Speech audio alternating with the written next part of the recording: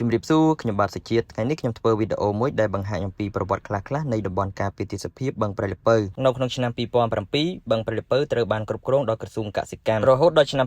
2016ក៏បានផ្ទេរមកឲ្យក្រសួងបរិស្ថានជាអ្នកគ្រប់គ្រងវិញហើយត្រូវបានរដ្ឋាភិបាលកម្ពុជាចេញអនុក្រឹត្យលេខ90អនក្របកចុះថ្ងៃទី9ខែឧសភាឆ្នាំ